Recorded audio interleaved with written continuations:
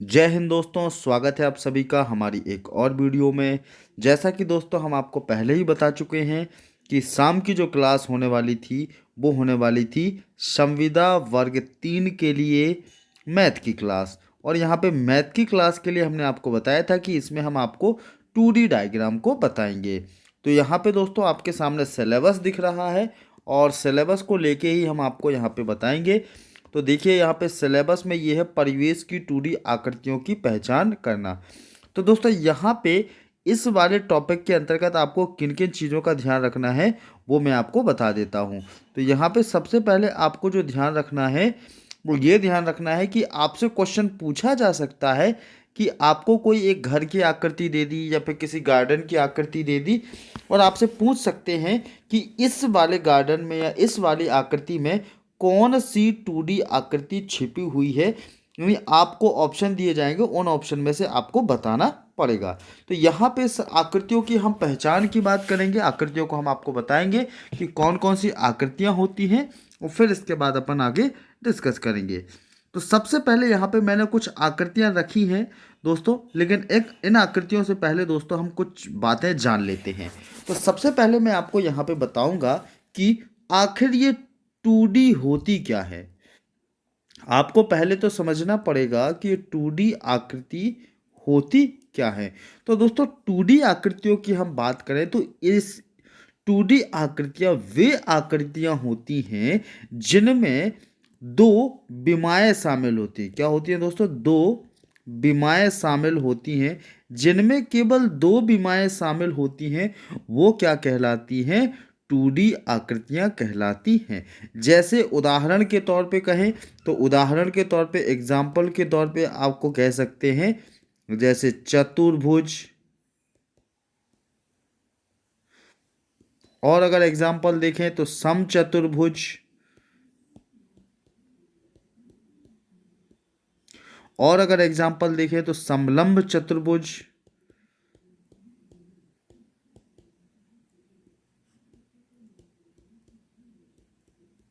और अगर एग्जाम्पल देखें तो आप वृत्त को भी इसमें ले सकते हो। ये भी क्या है? 2D आकृतियों में इनको शामिल किया जाता है। तो यहाँ पे दोस्तों आपको घबराना नहीं है, परेशान नहीं होना है। यहाँ पे जितनी भी 2D आकृतियाँ उन सभी को चित्र के साथ हम आपको यहाँ पे दिखाएंगे और यहाँ पे चित्र के साथ ही अपन इनको पढ़ेंगे। फिर दूसरी जो चीज़ आप देखते हो वो देखते हो आप 3D डायग्राम, यानी 3D आकृति क्या होती है। तो दोस्तों 3D आकृति वह आकृति होती है जिसमें तीन विमाएँ होती हैं। आपको ध्यान रखना है कितनी विमाएँ होती हैं? तीन विमाएँ होती हैं।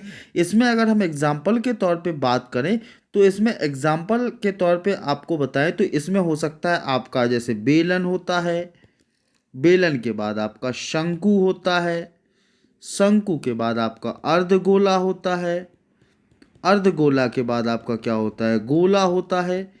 ये सब किसके अंतर्गत आ जाते हैं? 3D आकृति के अंतर्गत आ जाते हैं। तो इन चीज़ों को आपको ध्यान रखना है। तो चलिए दोस्तों अब हम शुरू करते हैं वीडियो को और अब हम देखते हैं एक एक करके चित्रों को हम देखते हैं और फिर लास्ट में कुछ चीज़ों को समझेंगे। तो यहाँ पे सबसे पहले दोस्तों हम यहाँ कुछ आकृतियों को देखते हैं। तो देखिए यहाँ पे जितनी भी आकृतियाँ हैं ये सब की सब आपको 2D आकृतियाँ दी हैं। यहाँ पे ये क्या दिया है? पहले नंबर पे आपको सर्किल दिया है जिसको हम कहते हैं वृत्त। फिर यहाँ पे ये दिया है आधा। जैसे हम वृत्त को आधा कट कर देते हैं तो वो क्या बचता है आपका? वो बचता है सेमी सर्किल, यानी अर्धवृत्त कह सकते हैं। फिर होता है आपका ओवल, और ओवल जो होता है दोस्तों वो अंडे के आकार का होता है। फिर आता है स्क्वायर। तो स्क्वायर ऐसी बंदाकृति होती है जिसकी चारों भुजाएं कैसी होती हैं? बराबर होती हैं। फिर आता है डायमंड। तो डायमंड आपका इस शेप का होता है जैसा कि आपको स्क्रीन पे दिख रहा है। फिर बात करें ये इस आकृति की तो ये आपका होता है क्या? रेक्ट एंगल, जिसको हम कहते हैं आयत। तो आयत इस तरीके से होता है। फिर दोस्तों ये जो आकृति आपको दिखाई दे रही है नेक्स्ट वाली, ये आकृति है आपकी ट्रायंगल। ये आकृति है ट्रायंगल। लेकिन दोस्तों यहाँ पे ये कौन सा ट्रायंगल है? राइट एंगल ट्रायंगल है, यानी राइट ट्रायंगल है।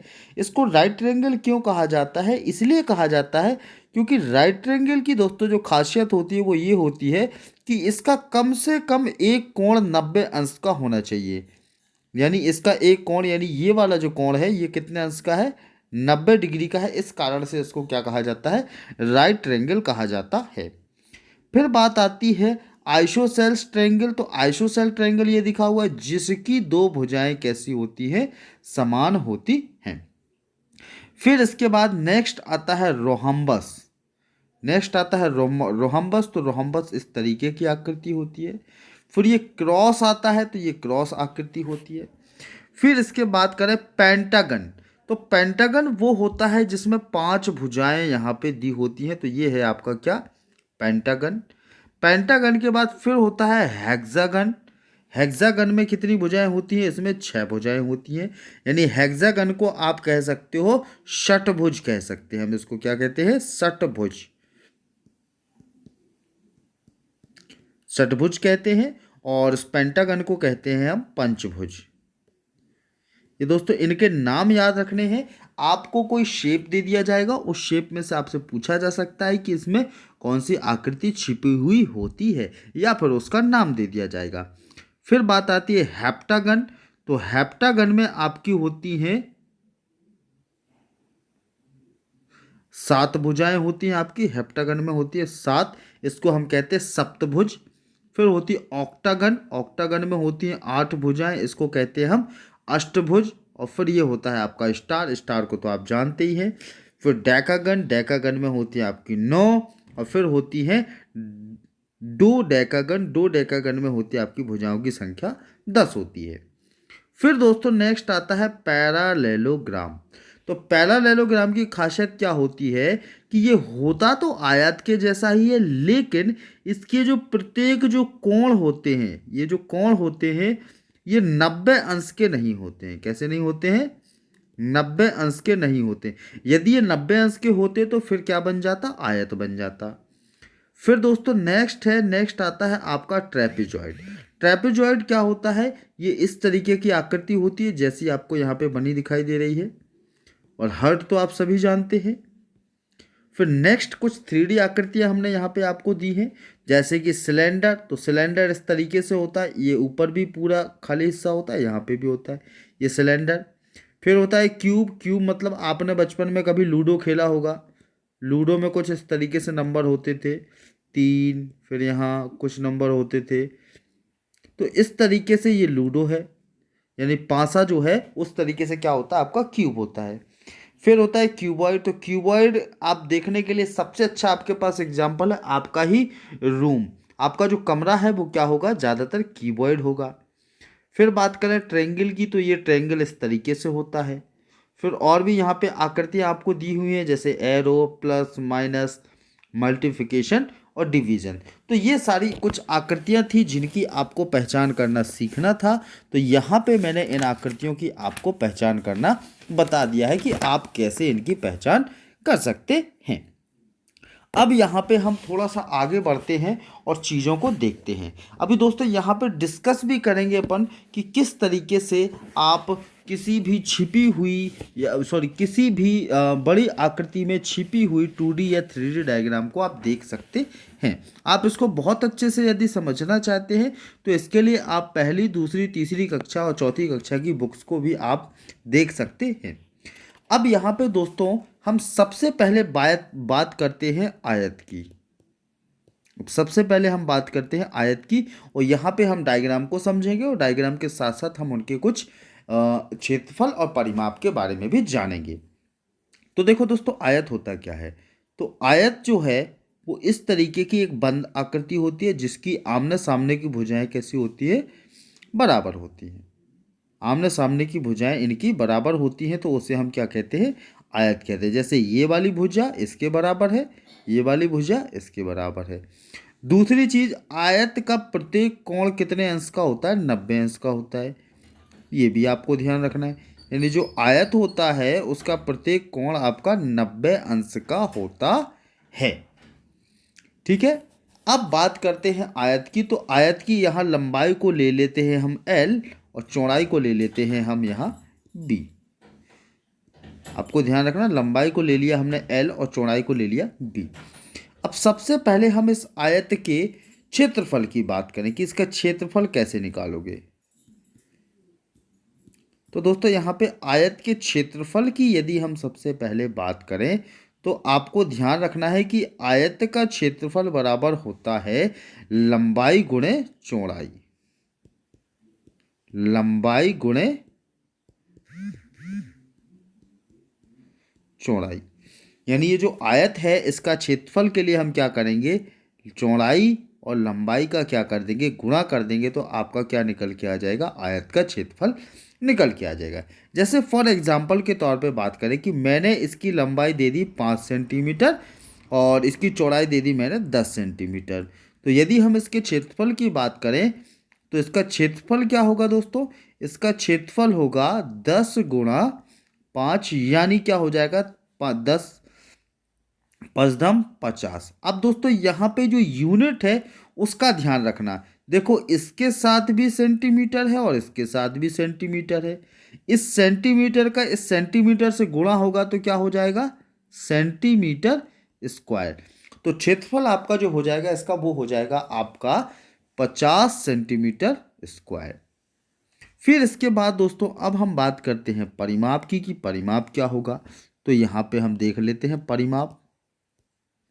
तो दोस्तों परिमाप निकालने के दो तरीके होते हैं। परिमाप वास्तविकता में होता क्या है वो देखो।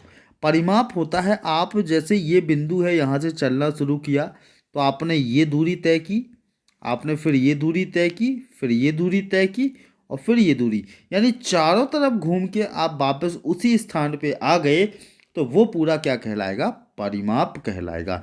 तो परिमाप के लिए आप कह सकते हो L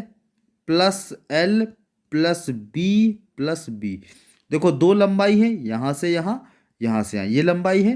तो यहाँ पे सिंपल सी भाषा में अगर हम इसको कहें तो इसका फॉर्मूला होता है 2L प्लस बी, यानी L प्लस बी के जोड़ को यदि हम डबल कर देंगे तो क्या निकल आएगा, आपका परिमाप निकल आएगा। इसी एग्जाम्पल को करते हैं, जैसे यहाँ पे 2 गुणा, सॉरी दोस्तों गुणा नहीं है यहाँ, 2 और यहाँ लंबाई कितनी है आपकी, लंबाई है 10 सेंटीमीटर और प्लस चौड़ाई है आपकी कितनी, 5 सेंटीमीटर। तो यहाँ पे 5 और 10 क्या हो जाएगा, 15 और यहाँ 2, तो इतना इसका आंसर कितना आ जाएगा, 30। लेकिन दोस्तों यहाँ पे जो परिमाप होता है वो आपका सेंटीमीटर में ही होगा, वो सेंटीमीटर स्क्वायर नहीं होगा। क्यों, यहाँ पे इस बात का विशेष ध्यान रखना, क्योंकि दोस्तों एग्जामिनर यहीं आपको फंसाने की कोशिश करेगा, आप यहीं पे गलती करोगे। ये ध्यान रखना कि इसकी यूनिट सेंटीमीटर में होती है, इसकी होती है सेंटीमीटर स्क्वायर, क्योंकि यहाँ सेंटीमीटर का सेंटीमीटर से गुणा हो जाता है और इसमें ऐसा गुणा वाली कोई बात होती ही नहीं है। तो ये था दोस्तों आयत के बारे में। और इसकी जो पीडीएफ है, इसकी जो पीडीएफ है वो नीचे डिस्क्रिप्शन में आपको मेरे टेलीग्राम चैनल की लिंक दी है, उस टेलीग्राम चैनल से आप जुड़ जाइए और वहाँ पे आपको एज इट इज़ यही पीडीएफ आपको मिल जाएगी जो मैंने क्लास में ली हुई है। तो आप उसको बाद में रिपीट करके देख सकते हैं। और बाकी की दोस्तों जो आगे की कहानी है वो अपन नेक्स्ट वीडियो में देखेंगे, ताकि वीडियो लंबी ना हो। हम छोटी छोटी वीडियो करके काफ़ी सारे वीडियो आपको प्रोवाइड करा देंगे, जिससे कि आपका जो मैथ का पूरा सिलेबस है वो कंप्लीट हो जाए। तो चलिए दोस्तों इस वीडियो में इतना ही, और ऐसी तरीके से आगे की वीडियो देखने के लिए चैनल को सब्सक्राइब करें और बेल आइकन को दबा दें ताकि नोटिफिकेशन आपको मिल जाया करे। जय हिंद दोस्तों, धन्यवाद।